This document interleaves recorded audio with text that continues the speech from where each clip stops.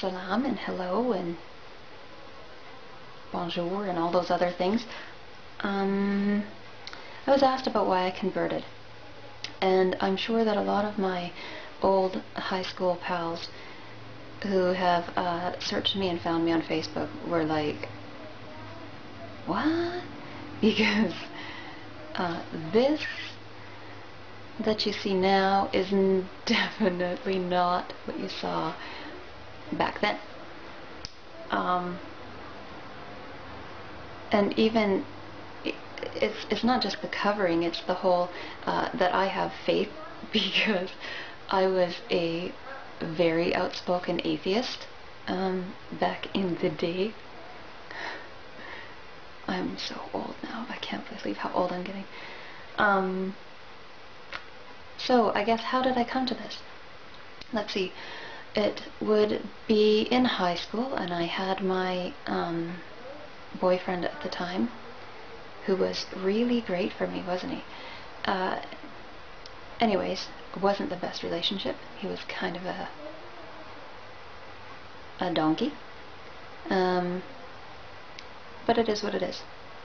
Anyways, then I got pregnant and dropped out, and I gave my baby up for adoption and blamed God for how horrible my life was. So I turned my back on him, and what can you say? So then I healed a little bit, I guess, in myself, and left numbnuts, and started searching. So I went back to I was raised as a, kind of a joke to say I was raised as a Lutheran. I was baptized as a Lutheran, and I went I remember watching Laura Ingalls Wilder, Little House, and you know, always excited because they went to church, and I wanted to go to church, and I asked my mom once why we don't go to church, and she said, oh, I'm sorry, Mom, she said, because we're Lutheran, we only go to church for weddings and funerals. I know that that's a lie, but I believed her, and looking back on it now, it was really kind of funny. But anyways, that's what we went to church for, weddings and funerals. That was it. So I found a Lutheran church, and I went to it, and it was okay, and got the Bible and read into it, and I didn't feel it. I didn't feel what I saw these people around me feeling, and so I looked elsewhere. I went into all the isms, okay? I went into Taoism, I went to Buddhism, I went to Judaism, I searched everything, I thought, everything. I searched all kinds of faiths in all corners of the world that I could find, and nothing hit home for me. And so I gave up, and I was like, okay, that's it. If these things aren't right, and I can't find anything that is right, then that's it. There's nothing for me. There's no God. So I went back to that sort of atheism, but still searching, right? I guess that's not really an atheist if you're searching for God, but whatever. Beside the point. Then one day I was working with a born-again Christian girl. And this is nothing against born-again Christians, but she was one of those born-again Christians that was like, woo-hoo, off-the-wall kooky, okay? And she said, she was talking about it, and I am very good at doing when people are talking to me, because I really, half the time, don't care. Anyways, she was talking to me, and then she said, when I make love to my husband, I'm making love to Jesus Christ. And I was like, what? I'll let you all digest that for a little bit, because it took me a moment, and I was like, you are off your rocker. You gotta be kidding me. How psycho are you? You're nuts. And then I went on to say how, because I had somehow formulated in my mind, probably back when I was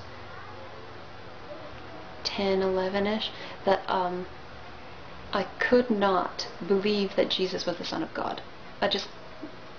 He's God. Why does he need a son? He's God.